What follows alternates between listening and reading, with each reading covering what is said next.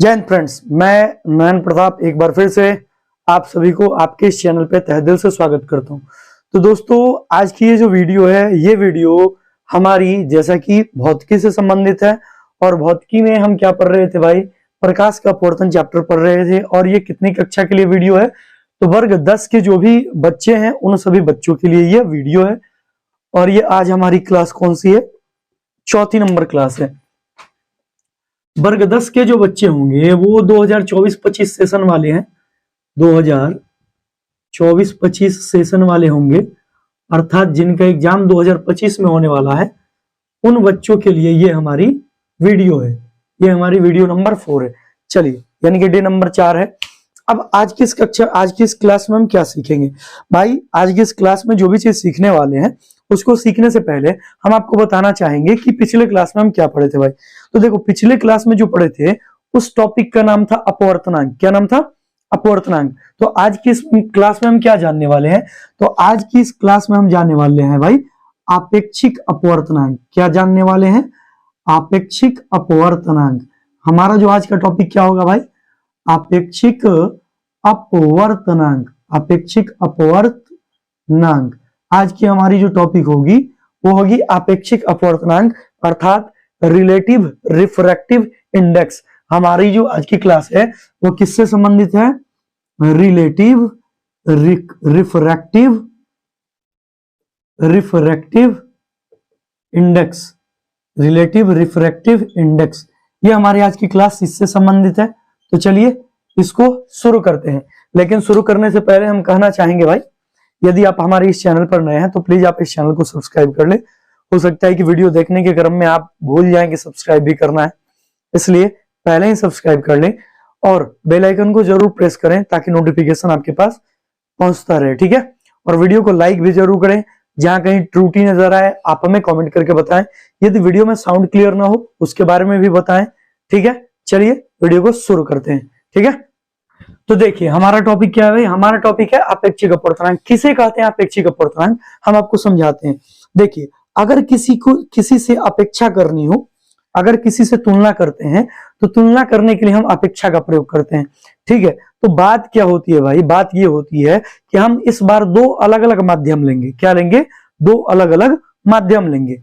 अब उन दोनों माध्यमों का पहले अपवर्तनांक निकालेंगे और फिर उन दोनों माध्यमों के अपवर्तनांक के बीच में रिलेशन देखेंगे। ठीक है? समझाते हैं। हो सकता है जो बोले हो आपको समझ में नहीं आया हो, हम आपको समझाते हैं। देखिए भाई, लास्ट क्लास में हम क्या पढ़े हैं? लास्ट क्लास में हम पढ़े हैं अपवर्तनांक। क्या पढ़े हैं? अपवर्तनांक। अपवर्तनांक बराबर क्या पढ़े हैं भाई? अपवर्तनांक बराबर पढ़े हैं शून्य में प्रकाश की चाल। शून्य में प्रकाश की चाल, ये पढ़े हैं। और बट्टे क्या पढ़े भाई? पढ़े हैं माध्यम में प्रकाश की चाल। ये पढ़े हैं माध्यम में प्रकाश की चाल। ये पढ़े हैं। तो देखो भाई क्या है, देखना, ये जो हम पढ़े हैं ना वो अपवर्तनांक था। जैसे हम अगर कांच का अपवर्तनांक निकालते हैं, मान लीजिए कि कांच का हम क्या निकालते हैं? अपवर्तनांक। तो हमें क्या होता भाई? हमारे पास क्या होता है? कांच का अपवर्तनांक जो होता है इसके लिए हम कहते हैं म्यू जी कहते हैं। और म्यू जी बराबर क्या हो जाता है हमारा? सी, मतलब शून्य में प्रकाश की चाल, बट्टे सी जी, मतलब कांच में प्रकाश की चाल। इस प्रकार हम ट्राई करते। लेकिन इस बार क्या होगी ना कि इस बार मान लो कि ये कांच का अपवर्तनांक निकाल लिए, फिर हम मान लेते हैं कि जल का अपवर्तनांक पूछते। क्या पूछते हैं? जल का अपवर्तनांक। तो भाई देखो, जल के अगर हम अपवर्तनांक को पूछते तो इसके लिए हम क्या लिखते हैं? Mu W. डब्ल्यू मतलब वाटर। तो वाटर का अपवर्तनांक बराबर सी बट्टे सी डब्ल्यू, मतलब शून्य में प्रकाश की चाल बट्टे जल में प्रकाश की चाल। अब इस बार क्या होगा ना, इस बार इन दोनों माध्यमों को एक साथ लेकर हम क्या करेंगे? इनमें तुलना करेंगे। इन दोनों माध्यमों को एक साथ लेकर क्या करेंगे? इनमें तुलना करेंगे। अब आती है भाई कि अगर हमें आपेक्षिक अपवर्तनांक को जानना है तो आपेक्षिक अपवर्तनांक को जानने से पहले आपको एक टर्म से परिचित होना पड़ेगा जिसका नाम है निरपेक्ष अपवर्तनांक। चलते हैं तो उसके बारे में आते हैं, उसके बारे में समझते हैं कि हमारा निरपेक्ष अपवर्तनांक क्या होता है। तो देखो, इसी के नीचे लिख देते हैं निरपेक्ष अपवर्तनांक। हमारा कौन सा टॉपिक है? निरपेक्ष अपवर्तनांक अभी के लिए, फिर उसके बाद हम आपेक्षिक अपवर्तनांक पर आएंगे। भाई निरपेक्ष अपवर्तनांक किसे कहते हैं? इसको कहते हैं इंग्लिश में absolute refractive index. Absolute refractive index. चलो भाई समझते हैं, एब्सोल्यूट रिफ्रैक्टिव इंडेक्स के बारे में समझते हैं क्या होती है। तो देखो भाई, जो हम चीज पढ़े हैं ना, ये अपवर्तनांक, वही हमारा रिफ्रैक्टिव एब्सोल्यूट रिफ्रैक्टिव इंडेक्स होता है। इसका मतलब क्या होता है भाई? कहते हैं, इसके लिए परिभाषा दे दिया जाता है कि शून्य में प्रकाश की चाल, शून्य में प्रकाश की चाल तथा माध्यम में प्रकाश की चाल, तथा माध्यम में प्रकाश की चाल के अनुपात को, तथा माध्यम में प्रकाश की चाल के अनुपात को क्या कहते हैं? प्रकाश की चाल के अनुपात को क्या कहते हैं भाई? इसी को हम निरपेक्ष अपवर्तनांक कहते हैं। क्या कहते हैं भाई? इसी को हम कहते हैं निरपेक्ष अपवर्तनांक कहते हैं। इसी को हम क्या कहते हैं? निरपेक्ष अपवर्तनांक कहते हैं। उम्मीद करते हैं इतना समझे होंगे। अब सुनो भाई, जो हम ये फॉर्मूला लिखे हैं ना, वही चीज हम यहां पर लिखे हैं। रिफ्रैक्टिव इंडेक्स को ही हम क्या कहते हैं भाई? एब्सोल्यूट रिफ्रैक्टिव इंडेक्स कहते हैं। हालांकि जो भारतीय भवन पब्लिकेशन है, वहां पर इसको क्या किया है? गलत कर दिया है। ठीक है, क्या किया है सुन लीजिए। वहां पर यह किया है कि अपवर्तनांक और निरपेक्ष अपवर्तनांक दोनों को सेम कर दिया है, लेकिन दोनों में डिफरेंस है, याद रखेंगे। थोड़ा सा का डिफरेंस है, ज्यादा डिफरेंस नहीं है। यहाँ पर बस ये हो जाएगा ना, शून्य की जगह हो जाएगा वायु में प्रकाश की चाल, बस यही है, जरा सा का अंतर नहीं है। और आप जानते हैं कि वायु को हम नगण्य मान लेते हैं, उसमें प्रकाश की चाल 2.995768 ऐसे करके होता है, तो उसकी चाल होती है, तो उसको लगभग में 3 × 10⁸ मीटर पर सेकंड मान लिया जाता है। ठीक है, अब सुनते हैं भाई कि हमारा अपेक्षिक अपवर्तनांक क्या होता है और किसे कहते हैं। तो देखिए भाई, इसकी परिभाषा क्या होती है, हम ये इसलिए लिखे ना क्योंकि यहां पर इसकी जरूरत पड़ेगी हमें यहां पर। तो देखिए भाई, होगा क्या, यहां पर हम कहेंगे कि दो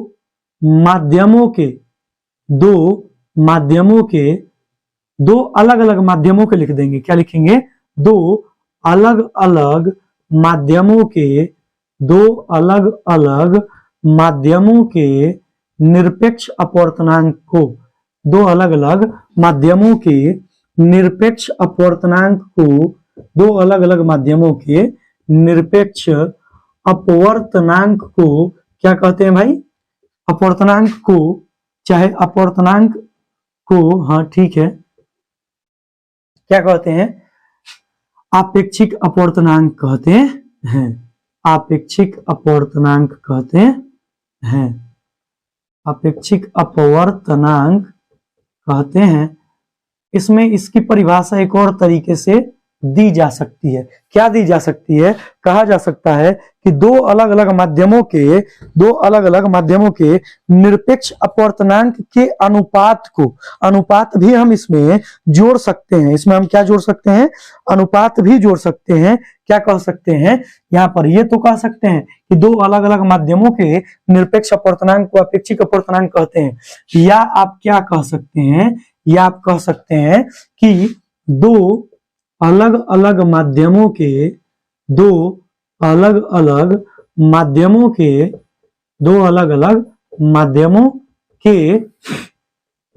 निरपेक्ष अपवर्तनांक के अनुपात को, निरपेक्ष अपवर्तनांक के अनुपात को, दो अलग अलग माध्यमों के निरपेक्ष अपवर्तनांक के अनुपात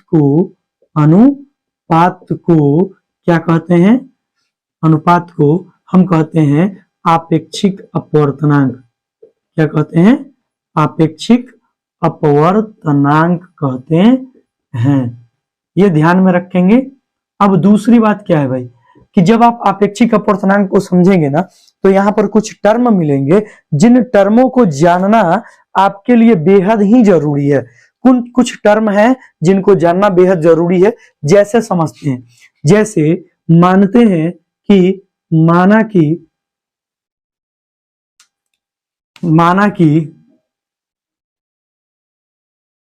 कि दो माध्यम है, दो क्या है, माध्यम है। माना कि कितने माध्यम है भाई, दो माध्यम है। कौन कौन, मान लेते हैं एक है ए, एक, और दूसरा है क्या है, दो। ठीक है, दो माध्यम है। माना कि दो माध्यम कौन है, एक और दो। ये माध्यम पहला है, माध्यम दूसरा है। अब बात क्या होगी भाई कि इन दोनों माध्यमों के यदि हम अपवर्तनांक को निकालें, मानते हैं, अब जानते हैं कि अपवर्तनांक को हम म्यू से या एन से सूचित करते हैं, ये बात जानते हैं। यहां पर भी, यहां पर भी, यहां पर भी। ठीक है, अब सुनो भाई, तो माध्यम एक का अपवर्तनांक बराबर क्या होगा भाई, माध्यम एक का अपवर्तनांक बराबर हो जाएगा μ1 या फिर क्या हो जाएगा n1, हो सकता है, कोई दिक्कत नहीं होना चाहिए। फिर वैसे ही भाई, तो माध्यम दो का भी अपवर्तनांक क्या हो जाएगा, माध्यम दो का अपवर्तनांक क्या हो जाएगा, माध्यम दो का अपवर्तनांक हो जाएगा μ2 या n2, कोई दिक्कत नहीं है।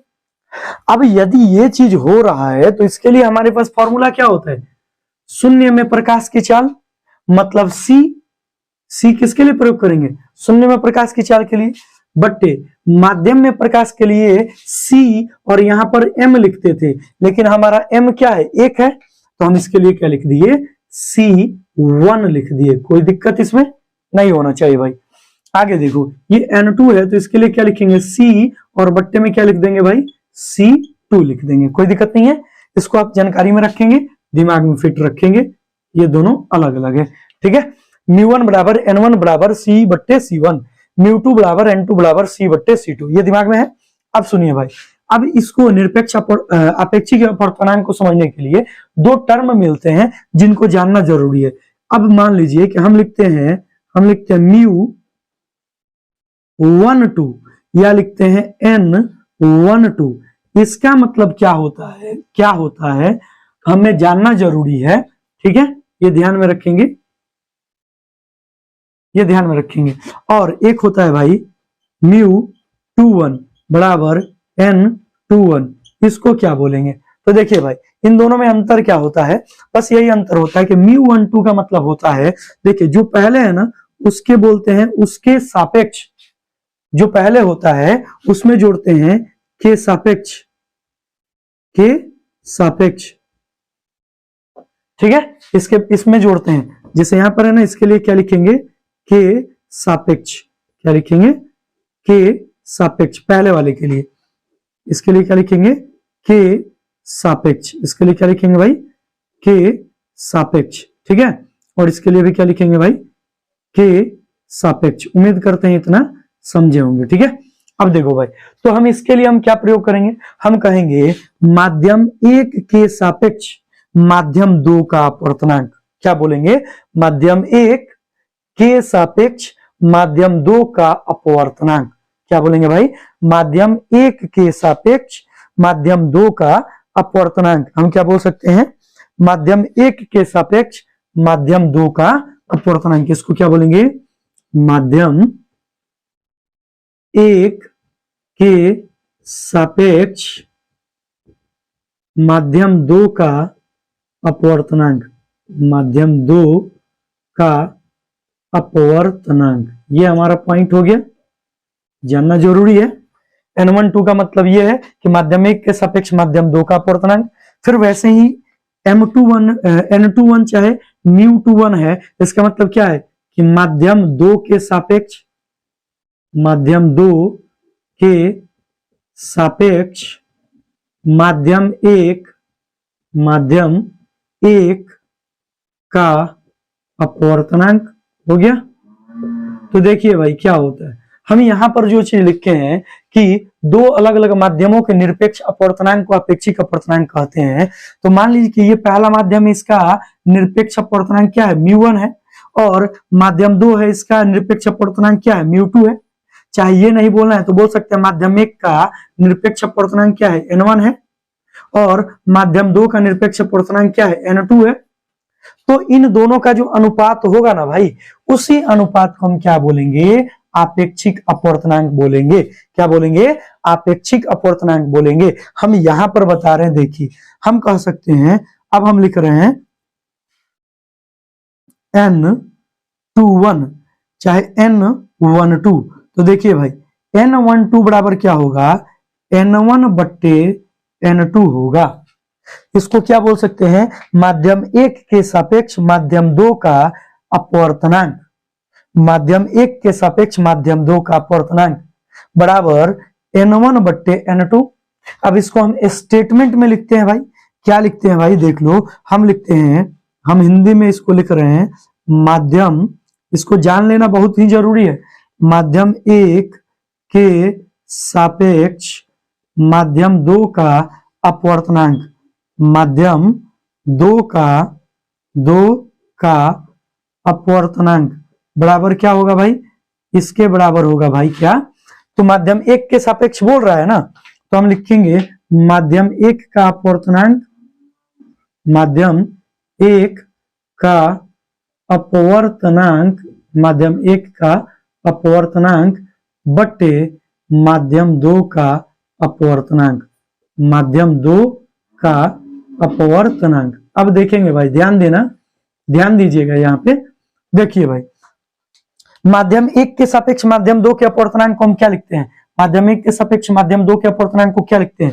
μ12 या n12, तो हम इसके लिए लिख दिए भाई n12, क्या लिख दिए n12, तो n12 बराबर क्या हो गया, माध्यम 1 का अपवर्तनांक, भाई माध्यम 1 के अपवर्तनांक को क्या बोले n1 चाहे μ1, तो हम लिख रहे हैं n1, आपकी किताब के अनुसार चल रहे हैं, और फिर दूसरे के माध्यम 2 का अपवर्तनांक, तो माध्यम 2 के अपवर्तनांक को यहाँ पर माध्यम 2 के अपवर्तनांक को क्या लिखे हैं भाई, ये लिखे हैं μ2 या n2, तो इसके लिए हम लिख दिए μ2 या n2। ये हो गया आपका एक फॉर्मूला जो कि इंपॉर्टेंट है, क्लियर है। अब फिर दूसरा फॉर्मूला बन रहा है भाई, वो दूसरा फॉर्मूला भी समझ लेते हैं। ये एक हो गया फॉर्मूला, ये हमारा दूसरा फॉर्मूला। हम यहाँ पर क्या लिखे हैं, माध्यम 1 के सापेक्ष माध्यम 2 का अपवर्तनांक। अब इस बार चेंज करेंगे, क्या इस बार लिखेंगे माध्यम 2 के सापेक्ष माध्यम 2 के सापेक्ष माध्यम 1 का, माध्यम 1 का, माध्यम 1 का अपवर्तनांक, माध्यम 2 के सापेक्ष माध्यम 1 का अपवर्तनांक बराबर क्या हो जाएगा भाई, बराबर हो जाएगा हमारा यहाँ पर माध्यम 1 का अपवर्तनांक, यहाँ पर लिख देते हैं नीचे सापेक्ष माध्यम 1 का अपवर्तनांक। ये देखिए, ये ध्यान से देखेंगे, यहाँ पर बराबर क्या हो जाएगा, यहाँ पर हो जाएगा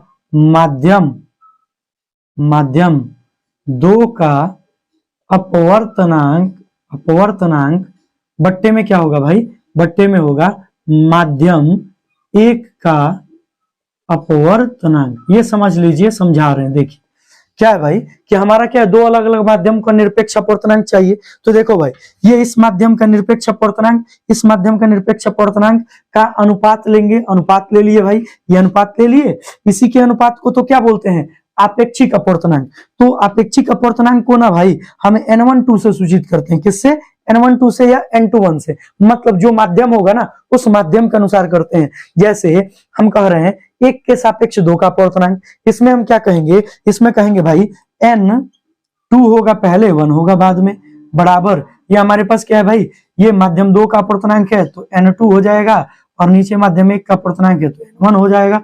और ये रहा मोस्ट इंपॉर्टेंट फॉर्मूला, n21 बराबर n2 बट्टे n1, चाहे n12 बराबर n1 बट्टे n2। ये इंपॉर्टेंट फॉर्मूला है जो कि जानना आपके लिए बहुत ही जरूरी है, ठीक है। यहां तक उम्मीद करते हैं यहां तक आपको समझ में आया होगा, ठीक है। अब देखिए भाई, अब हम आगे बढ़ रहे हैं, आगे हम कहां बढ़ रहे हैं वो देखिए। ये तो हम इसको हटा दें, ये यहां पर हट गया। अब देखो भाई क्या है, यहां से हम क्या कर सकते हैं, यहां से अब हम आगे क्या लिख सकते हैं, ध्यान दीजिएगा कि n12 बराबर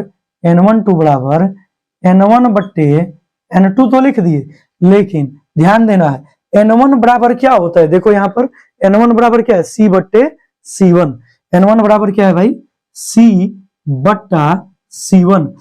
इस चिन्ह के लिए हम भाग का प्रयोग कर दिए, किसका प्रयोग कर दिए, भाग का। अच्छा, दूसरा क्या है भाई n2, तो n2 के बदले में क्या है भाई, c बट्टे c2, क्या है भाई, c बट्टे c2, क्लियर है। अब इस आधार पर देखिए भाई क्या बनेगा, n12 बराबर n1 बट्टे n2 बन रहा है ना, n1 बट्टे n2 बराबर c बट्टे c1, और ये भाग गुना में चेंज होता है तो c2 कहाँ गया ऊपर और c कहाँ आया नीचे, c से c आपको कट गया तो क्या मिला c1 बट्टे सॉरी c2 बट्टे c1। क्लियर है, c2 बट्टे c1, ये इंपॉर्टेंट फॉर्मूला है। अब आपके पास क्या फॉर्मूला बन गया, तो देखिए भाई अब आपके पास फॉर्मूला बन गया क्या, आपके पास पूरा फॉर्मूला बना n12 बराबर n1 बट्टे n2 बराबर क्या हो गया c2 बट्टे c1। यही फॉर्मूला है जो कि बहुत ही इंपॉर्टेंट है, इस पर सवाल बनेंगे। n12 बराबर n1 बट्टे n2 बराबर c2 बट्टे c1। यदि आपको नहीं समझ में आया एक बार बैक करके देख लीजिए इसको। अब देखिए भाई यहां पर इसको हम सॉल्व कर रहे हैं, n21 बराबर क्या हो जाएगा भाई, ये हो गया n2 बट्टे में क्या हुआ n1, और गौर से देखिएगा कि n2 का मतलब क्या है भाई, n2 का मतलब क्या है c बट्टे c2, तो हम ऊपर लिख दिए c बट्टे c2, और ये इस वाले चिन्ह के लिए हम लिख दिए भाग, और यहाँ पर n1 है तो n1 के लिए क्या लिख सकते हैं भाई, n1 के लिए c बट्टे c1, तो लिख दिए c बट्टे c1। अब एक स्टेप आगे बढ़ेंगे तो n21 बराबर क्या हो गया भाई, n21 बराबर क्या हो गया, n2 बट्टे n1 बराबर c बट्टे c2 भाग है गुना में चेंज हुआ, c1 गया ऊपर c आ गया नीचे, c से c कट गया। अब इस प्रकार हमारे पास फॉर्मूला क्या बना, n21 बराबर बना n2 बट्टे में n1 और बराबर में c1 बट्टे में c2, और ये हमारा इंपॉर्टेंट फॉर्मूला बन गया जिस पर सवाल अनेकों पूछे जाते हैं। इतना तक आपके दिमाग में फिट होना चाहिए, हम उम्मीद करते हैं इतना आपको समझ में आया होगा। अब यहां से एक फॉर्मूला बनता है भाई, क्या फॉर्मूला बनता है ये ध्यान रखेंगे, फॉर्मूला भाई ये बनता है कि दो माध्यमों के जो आपेक्षिक अपवर्तनांक होते हैं उन आपेक्षिक अपवर्तनांकों का गुणनफल 1 होता है। क्या होता है भाई, ये सवाल बनता है क्या कि दो माध्यमों के जो आपेक्षिक अपवर्तनांक होते हैं उनका गुणनफल कितना होता है भाई, 1 होता है। कितना होता है, 1 होता है। कैसे समझाते हैं, देखिए भाई हम यहीं पर नीचे समझा रहे हैं। देखिए भाई यदि हम करें यहां से करें n12 ठीक है और गुना में करें n21 बराबर क्या होगा भाई, बराबर हम कर सकते हैं ना, क्या कर सकते हैं c2 बट्टे c1 कर सकते हैं, c2 बट्टे c1 कर सकते हैं। अच्छा और गुना n21 के लिए क्या लिख सकते हैं, n21 के लिए c1 बट्टे c2, ये कट गया, ये कट गया, तो बताइए कि n12 इंटू n21 बराबर कितना हो गया, 1 नहीं हो गया, तो हम लिख सकते हैं कि n12 इंटू n21 बराबर कितना हो गया, 1 हो गया। ये हमारा एक फॉर्मूला बन गया, यह भी फॉर्मूला बहुत ही इंपॉर्टेंट है। अब बारी बारी से क्या पूछ देता है कि n12 बराबर क्या होगा, चाहे n21 बराबर क्या होगा, तो बहुत ही इजी है। क्या इजी है, कैसे इजी है, तो देखिए भाई अगर आपको n12 पूछे तो क्या कीजिए, n12 पूछे तो n12 को यहीं रख दीजिए और बराबर के दूसरी तरफ किसको लेके चले जाइए, अगर आपसे n12 पूछे इसको वैसे ही छोड़ दीजिए, ये 1 हो गया ऐसे ही, और ये गुना में इधर आया तो बट्टे में आ गया n21, ये हो गया फॉर्मूला 1। दूसरा आपके पास क्या फॉर्मूला बन सकता है भाई, वो यहां बता रहे हैं, देख लीजिए n12 इंटू n21 बराबर क्या है, 1 है। यदि हम n21 का मान निकालते हैं तो n21 बराबर क्या हो गया, 1 बट्टे n12। ये बना सवाल, ये बना फॉर्मूला। फॉर्मूले कितने बन गए भाई, तो फॉर्मूले बना 1 नंबर फॉर्मूला, 2 स्टार दे रहे हैं, 2 स्टार दे रहे हैं, 2 फॉर्मूले हो गए भाई। ये हुआ तीसरा नंबर फॉर्मूला, ये बना चौथा नंबर फॉर्मूला, ये बना 5वां नंबर फॉर्मूला, सॉरी 5वां नंबर ये बना 6ठा नंबर, और ये बना भाई 7वां नंबर। उम्मीद करते हैं सारा फॉर्मूला आपको समझ में आया होगा।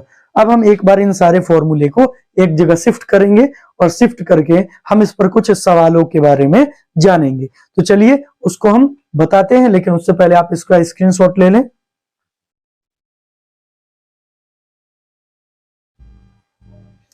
तो चलिए हमारे पास कौन कौन सा फॉर्मूला था, हम यहां पर देखें। पहला क्या देखे, एक देखे N12 बराबर N1 बट्टे N2, और ये एक फॉर्मूला हो गया था। दूसरा हमारे पास क्या फॉर्मूला बना था N21 बराबर N2 बट्टे N1 बना था, ये फॉर्मूला बना था।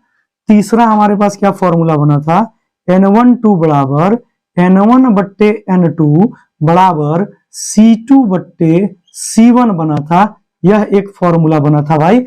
और यहां पर इससे क्या बना था, ये इससे बना था, और ये इससे क्या बना था, N21 बराबर N2 बट्टे N1, और यहां पर बराबर बना था C1 बट्टे C2, ये फॉर्मूला बना था। और इसके अलावा क्या फॉर्मूला बना था भाई, तो इसके अलावा फॉर्मूला बना था क्या हमारे पास, तो इसके अलावा फॉर्मूला बना था कि N12 इंटू N21 बराबर 1 होता है, ये एक फॉर्मूला बना था। इसके अलावा क्या बना था भाई, N12 बराबर 1 बट्टे N21, ये एक फॉर्मूला था। और एक फॉर्मूला N21 बराबर 1 बट्टे N12, ये फॉर्मूला बना था। टोटल 1 2 3 4 5 6 7 फॉर्मूले हो गए। अब ध्यान देना है भाई, ये आपके पास फॉर्मूले हैं जिनको जानना जरूरी है, और इस पर जो सवाल बनते हैं उन सवालों को समझते हैं कि सवाल कैसे कैसे बनता है। लेकिन ध्यान देना है कि सवाल को बनाने से पहले यहाँ पर हम कुछ माध्यमों के बारे में जान लेते हैं। जैसे हमारे पास मान लेते हैं कि एक माध्यम है, क्या एक माध्यम है हमारे पास है जल, ठीक है, जल को हम क्या बोलते हैं, वाटर बोलते हैं, ठीक है। हमारे पास एक माध्यम है कांच, हमारे पास एक माध्यम क्या है, कांच, क्या है, कांच है। कांच को क्या बोलते हैं हम, कांच को बोलते हैं ग्लास। फिर हमारे पास एक माध्यम है भाई क्या, हीरा, हमारे पास एक माध्यम क्या है भाई, हीरा, और हीरा को हम क्या बोलते हैं भाई, डायमंड बोलते हैं, ठीक है। हमारे पास एक माध्यम है भाई क्या, हमारे पास एक माध्यम है हवा, हमारे पास एक माध्यम क्या है भाई, हवा, और हवा को क्या बोलते हैं भाई, एयर बोलते हैं, ठीक है। ये हम इसलिए बता रहे हैं ना क्योंकि हमें इन सबके अपवर्तनांकों को देखना होगा, तो हम अपवर्तनांक बार बार नहीं लिखेंगे। जैसे हम जल के अपवर्तनांक की बात करें, तो जल के यदि हम अपवर्तनांक की बात करें तो हम डायरेक्ट क्या लिखेंगे, हम लिखेंगे क्या, NW, NW, या पहले लिख देते हैं μW, और या फिर NW, ठीक है। μW मतलब वाटर, मतलब जल, जल का अपवर्तनांक, जल का अपवर्तनांक, क्लियर है। इसके लिए फिर वैसे ही भाई क्या लिखेंगे, इसके लिए लिखेंगे μg, या क्या लिख सकते हैं, या ये लिख सकते हैं हम Ng, ठीक है। इसके लिए क्या लिख सकते हैं भाई, μd, या क्या लिख सकते हैं, या लिख सकते हैं Nd, ठीक है। इसके लिए क्या लिख सकते हैं भाई, μa, या फिर क्या लिख सकते हैं भाई, या ये हम लिख सकते हैं Na, क्लियर है। अब इस पर सवाल कैसे बनते हैं उनको देखते हैं भाई, ठीक है। अब देखिए सबसे पहले भाई कहता है, मान लेते हैं अगर n लिखा है और लिख दिए यार WG, इसका क्या मतलब है, और अगर कहीं लिख दिया NGW, इसका क्या मतलब है, इसको समझ लेते हैं एक बार। अच्छा, और एक बार सवाल देते हैं यहाँ पे, एक बार लिखते हैं NDG, और एक बार लिखते हैं हम NGD, ठीक है। ये ध्यान रखेंगे, इन सब का मतलब समझेंगे हम लोग, ठीक है। अब सुनो भाई क्या है, इसका मतलब है भाई NWG का मतलब ये है कि जो पहले है ना उसके सापेक्ष लगा देते हैं। तो जल है तो लिखेंगे जल के सापेक्ष, क्या लिखेंगे, जल के सापेक्ष, जी मतलब ग्लास, ग्लास मतलब कांच, जल के सापेक्ष कांच का अपवर्तनांक, जल के सापेक्ष कांच का अपवर्तनांक, कांच का अपवर्तनांक, अपवर्तनांक, क्लियर है। और इसको हम फॉर्मूले में लिखें तो क्या होगा भाई, NWG, ध्यान देना जो पहले था, जैसे मान लो N1 2 है, तो जो पहले था ना 1, वह 1 यहाँ आ गया, जो पहले 2, जो बाद में 2 था वो नीचे आ गया। वही काम करेंगे, जो पहले है ना उसको पहले लिखेंगे, यानी कि NW लिखेंगे पहले, और फिर क्या है भाई NG लिखेंगे बाद में। क्लियर है? अच्छा, दूसरा बात क्या है भाई, दूसरा बात ध्यान देना, 1 2 था, अच्छा इससे हम क्या बनाए भाई, ये देखो ध्यान देना, N1 2 जो था तो 1 था पहले और 2 था बाद में, N2 1 है तो 2 था पहले और 1 था बाद में। ठीक वैसे ही भाई अब देखो इस फॉर्मूले से ये बना है, N1 2 तो 1 है पहले और 2 है बाद में, लेकिन इसमें जब लाइट की स्पीड देखेंगे ना भाई तो 2 चला जाएगा ऊपर और 1 आ जाएगा नीचे। तो ठीक उसी प्रकार C लिखेंगे तो ये G चला जाएगा ऊपर और ये W आ जाएगा नीचे। ये आप ध्यान में रखेंगे, जरूरी है। इसके लिए हम क्या बोलेंगे भाई, इसके लिए बोलेंगे पहले है कांच, जी मतलब कांच, तो बोलेंगे कांच के सापेक्ष जल का अपवर्तनांक। क्या बोलेंगे? कांच के सापेक्ष जल का अपवर्तनांक। क्या बोलेंगे?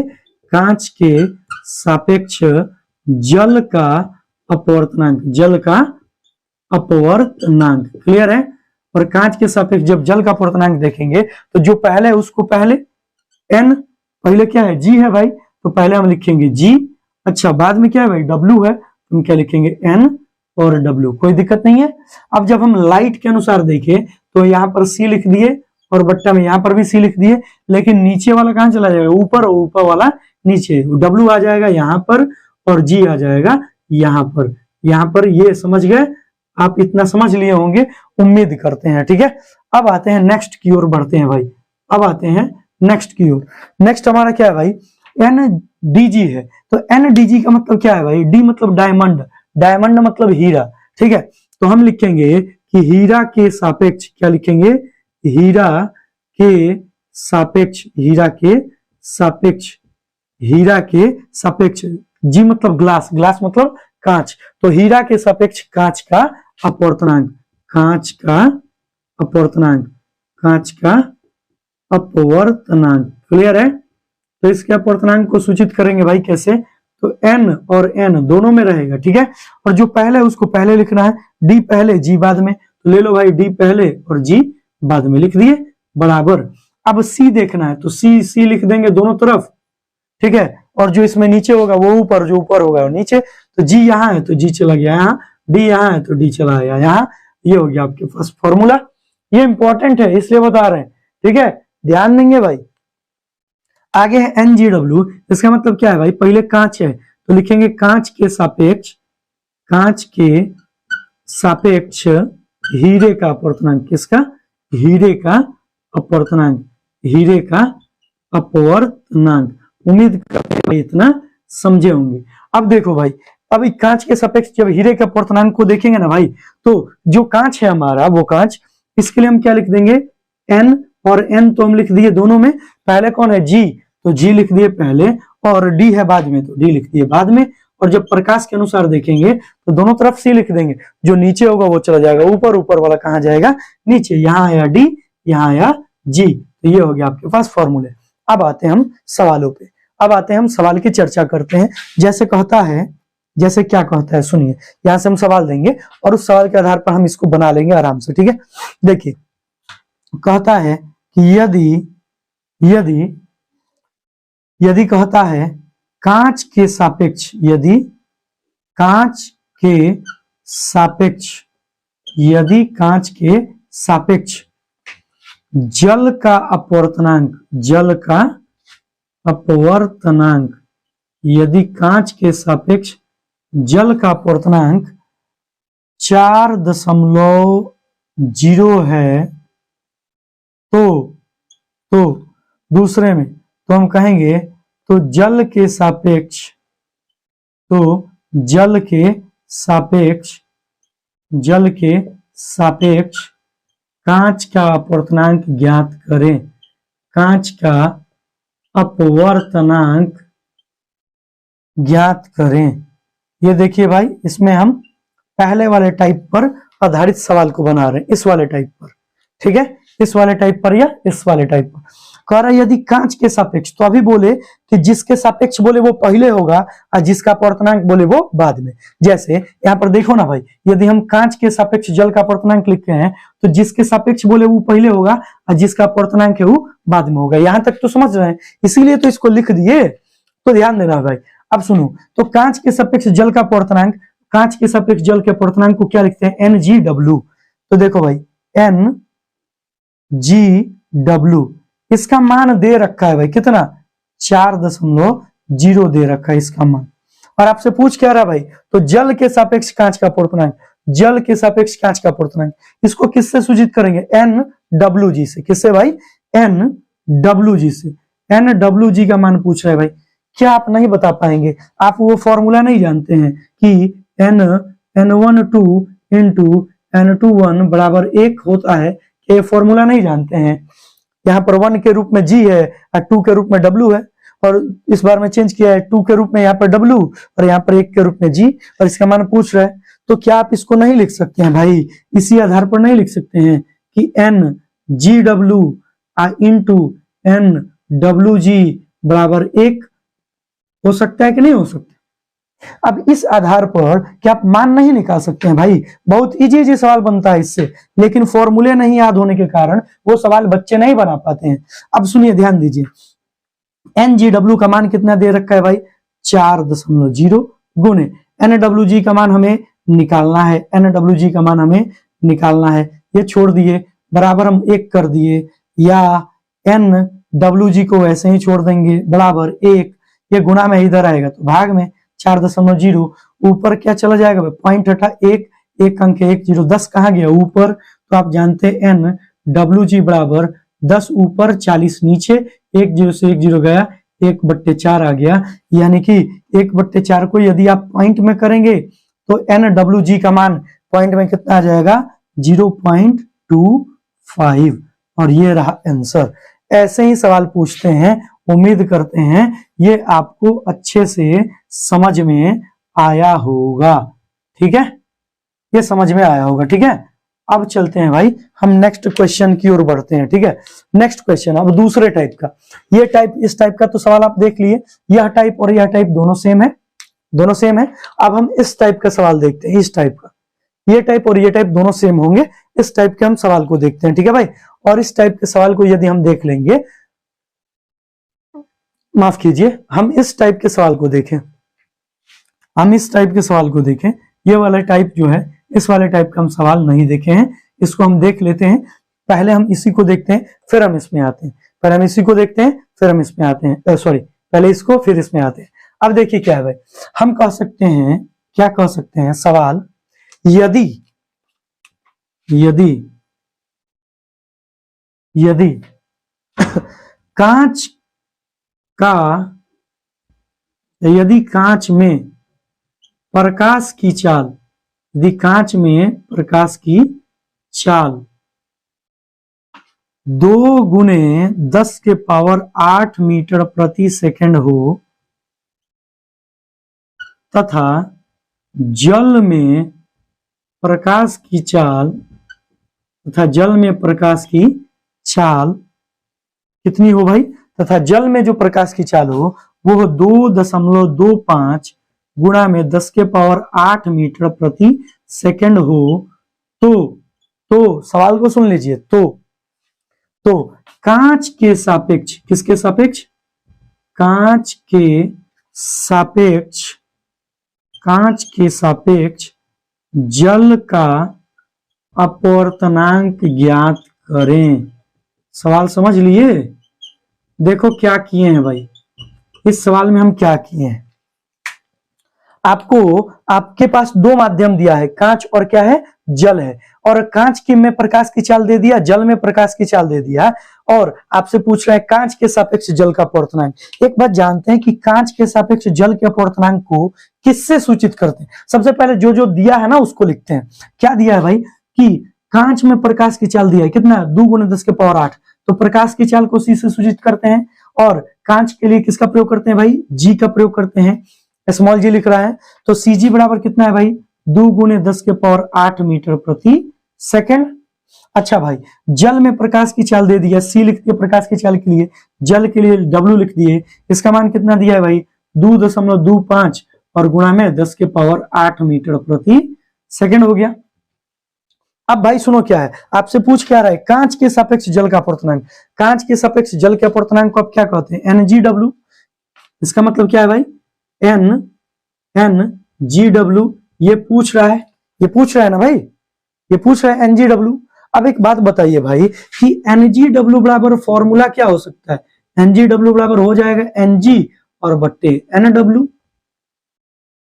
आएगा ये फॉर्मूला। NgW, यहाँ पर G है, यहाँ पर W है, मान लो G है W है, तो G आ गया यहाँ, W आ गया यहाँ, कोई दिक्कत नहीं है। तो NgW बराबर Ng बट्टे NW। क्या आपको Ng मालूम है, नहीं मालूम है। अब आप ध्यान देना भाई, इस पर ध्यान देना, यह N है, ये ध्यान देना भाई, ध्यान ये देना है कि Ng आप कैसे निकालिएगा और NW कैसे निकालिएगा। तो देखिए भाई, Ng की बात करें तो Ng बराबर क्या होगा, C बट्टे Cg होगा, मतलब शून्य में प्रकाश की चाल बट्टे कांच में प्रकाश की चाल। तो हम इस आधार पर निकाल लेते हैं। तो C शून्य में प्रकाश की चाल कितनी होती है, 3 × 10 के पावर 8 मीटर प्रति सेकंड होती है। और Cg कांच में प्रकाश की चाल देखो भाई कितनी दी है, 2 × 10 के पावर 8 मीटर प्रति सेकंड। मीटर प्रति सेकंड गया, 10 के पावर 8 गया, यहाँ पर क्या है 3/2, 3/2 मतलब कितना है 1.5, अर्थात Cg का मान कितना आया भाई, सॉरी Ng का मान कितना आया भाई, यहाँ पर क्या है भाई Ng क्या है, Ng का मान कितना आ गया भाई 1.5 आ गया। यहां से कोई दिक्कत नहीं होना चाहिए। अब नेक्स्ट की ओर बढ़ते हैं भाई। अब देखो भाई, अब आपके पास क्या है भाई, Cg है ना Cg। अब सॉरी माफ कीजिए, अब आपके पास इस फॉर्मूले में ध्यान दीजिएगा, आपके पास Ng तो आप निकाल लिए, अब आपके पास क्या है NW है, तो NW निकालेंगे तो NW बराबर क्या होगा भाई, तो NW बराबर क्या होगा, C बट्टे CW, शून्य में प्रकाश की चाल और बट्टे माध्यम जल जो है, जल माध्यम में प्रकाश की चाल। अब इतना बराबर क्या होगा भाई, C के लिए लिखेंगे 3 × 10 के पावर 8 मीटर प्रति सेकंड बट्टे इसके लिए 2.25 × 10 के पावर 8 मीटर प्रति सेकंड। ये कट जाएगा, ये मीटर पर सेकंड गया, पावर पावर गया, ऊपर क्या बचा भाई 3, नीचे क्या बचा भाई 2.25। जब आप इसको सॉल्व कीजिएगा तो ये आएगा 1.33 आते रहेगा। अर्थात हम इसको सॉल्व करें ना तो ऊपर जानते हैं कितना आएगा, ऊपर आएगा 12 और नीचे आएगा 4/3 आएगा, ऊपर 4 आएगा, नीचे क्या आएगा 3 आएगा, ठीक है, ऊपर 4 और नीचे 3, ये याद रखेंगे। अर्थात आपको NW का मान कितना मिल गया, मिल गया 4/3। अब सुन लो भाई, यहां से कॉन्सेप्ट थोड़ा सा बिल्ड होगा। यहां से क्या पूछा है, कांच के सापेक्ष। अब देखो भाई, आप यहां पर किसका मान निकाल लिए, NW का, आप यहां पर किसका मान निकाल लिए भाई, Ng का निकाल लिए, और आपसे पूछा क्या है NgW, तो NgW बराबर क्या होगा, Ng बटे NW। तो Ng का मान आप निकालिए लिए, NW का मान निकालिए लिए, दोनों का बट्टा कर देंगे आंसर। तो यहां से हम क्या लिखेंगे, NgW बराबर Ng बटे NW, और यहां से Ng का मान कितना है 1.5 है, 1.5 को 3/2 लिखे हैं तो 3/2 लिख देते हैं। अच्छा भाई, इस वाले चिन्ह के लिए हम लिख देते हैं भाग, लिख दिए, और NW के लिए क्या लिखेंगे 4/3 लिखेंगे। अब इस आधार पर क्या हुआ भाई कि NgW बराबर क्या हो गया कि यहां से 3/2 वैसे ही रहेगा और गुणा में चेंज होगा, 3 गया ऊपर और 4 आया नीचे, और इस आधार पर क्या हो गया भाई NgW बराबर 3 में 3 से गुणा हुआ 9 और 4 में 2 से गुणा हुआ 8, 9/8 आंसर इसका मान होगा। उम्मीद करते हैं ये समझ में आया होगा, और यदि आपको ये समझ में आया तो अच्छी बात है, नहीं आया कमेंट करके बता सकते हैं। और एक बात, आप जल्दी से इसका स्क्रीनशॉट ले लीजिए, जल्दी से लीजिए, ले लिए स्क्रीनशॉट, ले लिए ना। अब देखो क्या है भाई, ये क्या है, ये बहुत ही इंपॉर्टेंट है। आपको ये लग रहा होगा कि इसकी कोई जरूरत नहीं है, आपको हम बता दें कि इसके ऑब्जेक्टिव में इतने सारे सवाल बनते हैं। हालांकि पिछले 5 साल से 6 साल से ऐसे सवाल आने बंद हो गए हैं। लेकिन यदि आप चाहते हैं कि मैट्रिक के एग्जाम को दें और देने के बाद हम तुरंत ITI कर लें या फिर कोई अन्य टेक्निकल कोर्स कर लें, तो उस समय ये सारे सवाल जो है ना बहुत ही ज्यादा पूछे जाते हैं और उस समय आपको ये समझ में नहीं आएगा और कोई टीचर पढ़ाता भी नहीं क्योंकि एग्जाम में आता नहीं है। और मान लो ना, क्या हम कोई एग्जामिनर थोड़े हैं कि हम बता देंगे कि हाँ भाई ये सवाल आएगा तो आएगा। हाँ, हम अपने से पूरी तरह प्रिपेयर होके चलते हैं ना। ऐसा थोड़ा ना है कि समझ में नहीं आ रहा है, हम सारा समझा रहे हैं।